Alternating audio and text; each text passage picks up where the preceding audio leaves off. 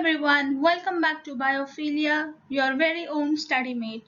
Today we are going to complete the fourth part of the chapter, that is Plant Kingdom, and the part we would be studying today is about Pteridophyta. If you understand these concepts and want Biophilia to grow and reach out to many more students, don't forget to like, share and subscribe, and do hit the bell icon so you get notified for the upcoming videos. Now let's start with the pteridophytes for this video. So अगर आपने पहले के videos देखे हो regarding this chapter, that is Animal Kingdom, you might know that we have already completed the journey from algae, then we moved to bryophytes, and now we have reached to the third, that is the pteridophytes. So pteridophytes are going to be a bit different from the previous two जो हमने पढ़े थे, that was algae and bryophytes. तो उनमें क्या अलग है other than the algae and the bryophytes? For that we need to understand the characteristics of pteridophytes. So let's go one by one with the characteristics of pteridophytes. So first आता है कि ये pteridophytes कहाँ मिलेंगे? So what is the habitat of these pteridophytes? So they generally are found in places which are cool and damp, along with they have shady areas. तो उनको ऐसी जगह पसंद है जहाँ पे sunlight is not too much but it is dampy, so it has moisture around. So ऐसी जगह पे generally वो ऐसी जगह कहाँ मिलेगी? They can grow under big trees. So when they grow under big trees, तो क्या होता है? Shade मिलेगी because of big trees, and moisture will also be perfectly fine because the trees are growing in that area. So जब ये big trees के अंदर grow होते हैं, the major disadvantage of such habitat is that उनका जो spread होता है, the spread of living, कि pteridophytes कितनी जगह पे spreaded है, that is going to get limited and restricted. क्योंकि ऐसी जगह पे जहाँ पे ऐसी damp or you can say the shady areas is going to be very less places जहाँ पे ऐसी conditions मिलेंगी. So the spread is going to be limited and restricted to narrow geographical regions. So उसकी वजह से pteridophytes generally सब जगह पे नहीं दिखते हैं. Next point about pteridophytes is going to be they are going to be the first true terrestrial plants. Now true terrestrial because they will not depend on water for fertilization. Fertilization के लिए उन्हें पानी की ज़रूरत नहीं है, and because of that they are going to be the first terrestrial plants. So this is going to be a very important MCQ कि सबसे पहले terrestrial plants कौन से थे? So they are going to be the pteridophytes. Now another thing to be understood that is different from algae and bryophytes, that is these are going to be vascular. Vascular है यानी what do you mean? There is going to be presence of, that is the conductive tissue, that is xylem and phloem. Xylem and phloem was absent in the case of algae and bryophytes, but pteridophytes जो होंगे they are going to be the first who are going to have the presence of the conductive tissue, that is xylem and phloem. Now since they have xylem and phloem both, they are going to be called as tracheophytes. Very important term that is new and majorly from the pteridophytes, that is tracheophytes. Tracheophytes यानी क्या होते हैं? They are going to have tracheids, that is xylem and phloem, and these generally tracheophytes will include ferns, then they will include your gymnosperms, and from gymnosperms the next one they will be angiosperms. So angiosperms, gymnosperms and ferns, that is from the pteridophytes to angiosperms, ये tracheophytes का group को common name होता है. Now next thing that you need to see over here, that is they show alternation of generation. Now what do you mean by alternation of generation? That means they will have their sporophyte independent, उनका जो sporophyte होगा it will not be dependent, so sporophyte will be separate and gametophyte will be separate. Now these were not completely independent in the case of bryophytes. Bryophytes के case में क्या था, there was the green photosynthetic gametophyte and over this gametophyte was the sporophyte. So sporophyte जो था it was dependent, and whereas the gametophyte was independent and it was dominant. And this case किस में था, this case was seen in bryophytes. But now in the case of pteridophytes, this sporophyte is going to be independent, वो change हो जाएगा to become independent in the case of pteridophytes. So this is going to be the major change with reference to your pteridophytes and other two, that was algae and bryophytes. Another change जो दिखेगा, that is the sporophyte is going to have your true root, stem and leaves. The true root, stem and leaves is first found in pteridophytes. पहले क्या था, thyroid body थी, so because of thyroid body they did not have true stem and leaves. Now again, comparative between algae and bryophytes. So algae और bryophytes का previous revision के हिसाब से, what do you know, that in the case of bryophytes and algae, the dominant phase was going to be what? The dominant phase was of the gametophyte that was producing the food and providing in the case of sporophyte. But if you go for the case of pteridophytes, so pteridophytes की case में the change is going to occur, that is the dominant phase, यानी dominant यानी जो हर जगह पे दिखेगा and it is going to be spreaded all over in majority, that is going to be your sporophyte. So यहाँ पे क्या transition हुआ, transition was that the dominant phase has changed from gametophyte to sporophyte. So that is a very important thing that you need to remember कि जो dominant phase होगा that has changed to sporophyte. Now next that you should see कि अब जैसे true root, stem and leaves आ गए हैं, so how are these leaves going to be? The leaves are going to be small, they can be either small, क्योंकि primitive जब first times में leaves बने होंगे वो छोटे होंगे, so they will be called as microphyls because phylls is the word related to leaves. So these can be microphyls that are small in the case of Selaginella, or they can have large leaves yani big leaves in the case of ferns. So here you can see the photographs how the sizes of the leaves are going to change. So that was a little introduction about the characteristics of pteridophytes.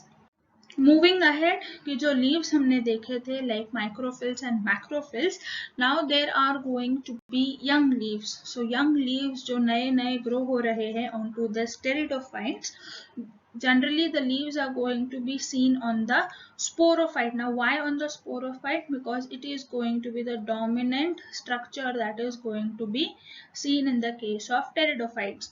So ये dominant sporophyte के ऊपर जो young leaves होंगे, they are going to have circinate venation. Circinate venation is nothing but also called as fiddlehead ferns. What are they called as? Fiddlehead ferns, and these fiddlehead ferns are going to be edible. आप उसे fiddlehead ferns को खा सकते हैं, they are edible, and that is going to be a very important MCQ. Now here you can see in the photograph about fiddlehead ferns कि ये जो red color के part में जो coiled structure है, that is circinate venation, that is going to be broken and they are going to be eaten in the parts of Himachal or Uttaranchal. So वहाँ पे ये fiddlehead fern as a delicacy they are going to be eaten. So these are nothing but young leaves of sporophyte. Next thing that you need to understand, especially for pteridophytes, that is the new concept of sporophylls. अब sporophylls क्या होते हैं? यहाँ पे दो words है. So first word is about sporo, that means spores, and previously I told you phylls means what? Leaves. So what is going to happen whenever the leaflets or the leaves? Leaflets क्या होते हैं? They are the small leaves which combinedly form a big leaf. So leaflets and leaves are going to have sporangia. And what is sporangia? Sporangia is the spore forming body. So agar spore forming body, that is sporangia, is present on the leaf or the leaflets, then it is combinedly called as sporophylls. So this is a characteristic of pteridophytes. ये sporophylls हमने about algae और bryophytes में नहीं देखे थे. They are going to appear for the first time in the case of pteridophytes. Now next you need to see that whenever the spores are formed, the spores are going to be formed by meiosis, क्योंकि जो sporophyte है, the sporophyte is going to be in which condition? Sporophyte will be in the diploid condition, whereas the spores are going to be in the haploid condition. So there is the need of reduction, division, and that is going to be in the spore mother cells. Now let's see about in the case of Selaginella and Equisetum. Selaginella or Equisetums are the examples of pteridophytes. So ये जो दो examples है, they are going to have sporophylls. So sporophylls यानी जो leaves के ऊपर sporangia है, they are going to be sporophylls. So ये sporophylls are going to be compactly arranged. Since they are compactly arranged, एक नया structure बनेगा, that is called as strobili or cones. So strobili or cones are going to be seen in the case of pteridophytes. Now a very important thing that you need to remember, that is जो sporangia होता है on back of the leaf. So here you can see the sporophylls in the diagram. So these are nothing but the yellow colored part are going to be the sporangia or called as sorus. Now the green color जो leaf और sporangia साथ में है, they are going to be called as sporophylls.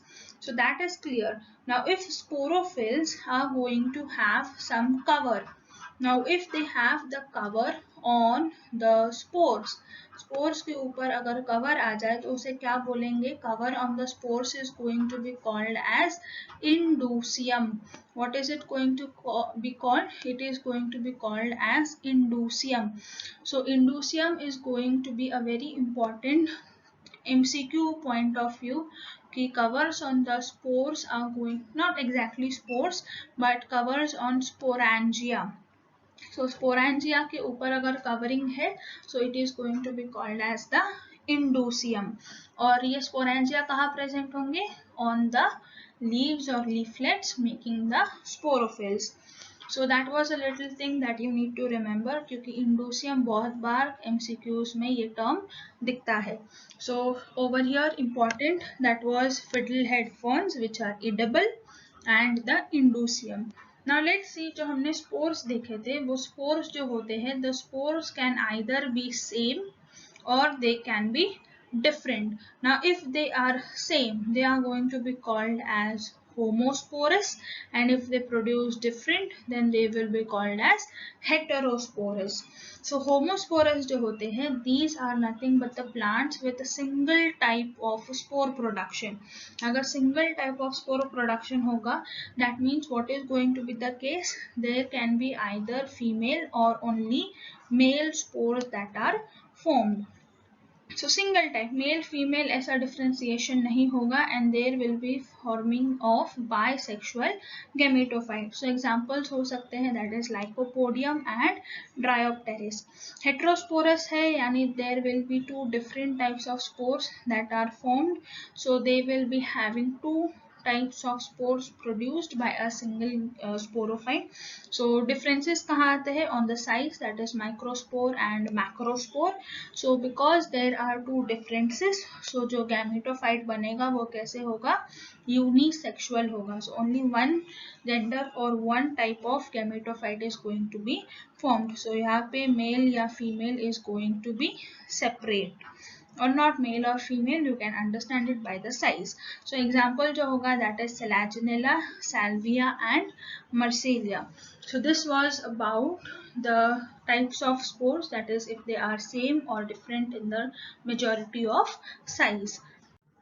Now let's see अभी जो spores बने थे, so spores which were haploid in condition, they were formed because of meiosis from the spore mother cell which was diploid in condition. So ये diploid से haploid की condition change हुई because of meiosis. Now meiosis के बाद अब क्या होता है, जो स्पोर्स बने हैं, now the spores are going to germinate होंगे, क्योंकि स्पोर्स जो होंगे they are going to get dispersed, and when they disperse and reach the favourable conditions they will germinate to give a new structure that is called as prothallus. Prothallus बनेगा, और prothallus कैसे होता है, it is going to be inconspicuous, यानी it is not visible. Okay, it is not that visible, and because of that it is very small, it is multicellular, क्योंकि ये spore है, spore के आगे multiple cells with the help of mitosis is going to get formed, and it would be a thalloid gametophyte. So spores से क्या बनेगा, gametophyte, and gametophyte is going to be small and inconspicuous because it is not the dominant phase now. अब gametophyte जो होगा उसके पास होगा the male antheridium and the female archegonium. Now these gametophyte will produce their individual gametes. So those gametes will fuse together and form a zygote, which is going to be again diploid in condition. Of diploid condition zygote से there is going to be further divisions of cells, और embryo बनेगा, और embryo develop होगा into a multicellular well differentiated sporophyte. Why well differentiated? क्योंकि उसके पास अच्छे से root, stem and leaves are going to be present, and because of that you are saying that it is well differentiated sporophyte, which is going to be in 2n condition. Okay, so ये same जो चीज़ है जो spores से लेकर sporophyte तक की कहानी है, that is nothing but shown in this diagram.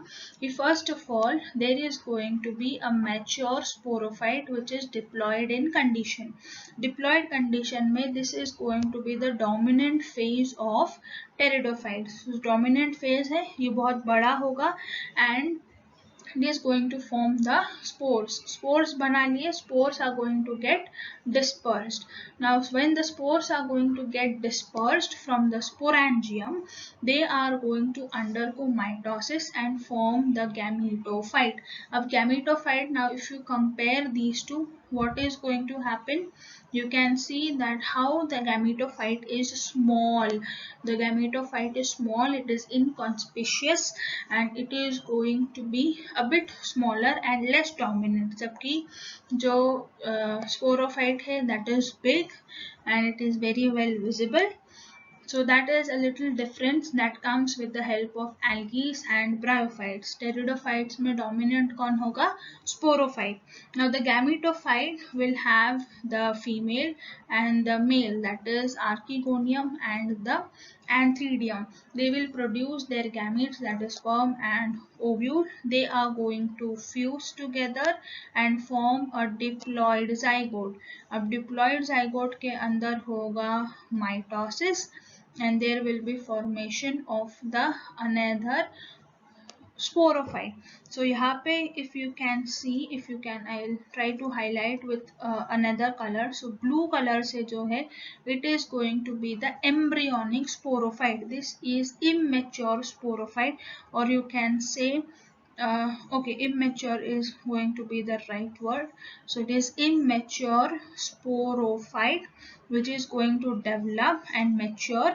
जबकि यहाँ पे जो नीचे green में है, the smaller part, that is going to be the gametophyte. So zygote से sporophyte बनेगा, and again the cycle is going to repeat again and again. So that was how the reproduction and the life cycle of pteridophytes occur. Now let's understand about the classes of pteridophytes. So classification of pteridophytes जो होता है, that have 4 further divisions. So 4 further divisions. First is going to be Coelopsida. Coelopsida क्या होते हैं? They are going to have a very common example, that is Coelotum. Now this Coelotum is going to be further referred as whisk fern. उसे और other नाम क्या है? Other name is whisk fern, which is going to be a very important MCQ to remember. So whisk fern अगर पूछा जाए तो that is the name of Coelotum or a pteridophyte, you can remember. And now if you can see here how the leaves are there, the leaves are going to be scale leaves. So they are not very well in large size. वो छोटे छोटे minute leaves है, they are scale leaves, and such leaves are seen in the case of xerophytic conditions. What conditions? Xerophytic conditions, यानी conditions जहाँ पे water कम है. There are dry conditions. So dry conditions की जगह पे generally these type of small scale leaves are present. Now about the second, that is Lycopsida. So example is going to be Selaginella. Now important point about Selaginella, that is it is going to be called as resurrection plant. What do you mean by resurrection plant? Resurrection plant is going to be meant that if the plant dries out, अगर ये plant dry हो जाता है, and in the dry condition if you put it back into water, it is going to turn green, it is going to come back to life. So coming back to life is nothing but called as resurrection, and so Selaginella will be called as resurrection plant. So again this is going to be a very important MCQ to remember for the other names of these plants. So this was coming under Lycopsida. Lycopsida के अंदर और एक आता है, that is called as Lycopodium. Now this Lycopodium is also having another name, that is called as club moss. Okay, what is this called as? Club moss. Again this is going to be a very important MCQ, and it is asked many times. It is going to be important कि you will be asked in the form कि which of the following is going to be a true moss or which is not a true moss. So moss किसके category में आता है? Can you remember? Mosses are generally related to bryophytes. Where do mosses come? Mosses come under bryophytes. But here you can see that the name of Lycopodium is going to be club moss. So Lycopodium is nothing but a false moss, or it is not a true moss. So questions are going to come on that कि club moss किसका नाम होता है और club moss is a true moss or not. So that should be very clear to you. Third, that is Synopsida. In this there is going to be the example, that is equisetum. अब equi जो word होता है, that is going to be related to equine, that is horse, and since it is related to horse, उनका other name जो है that is going to be called as horsetail. So can you see the photograph over here? You can see that the plant, that is equisetum, it is going to look like horsetail. So that is the reason the name, that is horsetail. So again the other names are going to be important with the part of MCQs. So other names याद रखना जरूरी है. The examples of pteridophytes are important. So in a way you have to remember them all. So fourth है, that is Pteropsida. Pteropsida is going to include Dryopteris, it is going to include Pteris, and the last, that is Adiantum. Now important point about Adiantum, that is Adiantum is going to be called as walking fern. What is it going to call? It is going to be called as walking fern. So again other names are important, and that makes us to understand the four other divisions of Pteridophyta और Pteridophyta के सारे examples, that is Psilotum, Selaginella, Lycopodium, Equisetum, Dryopteris, Pteris and Adiantum have been covered.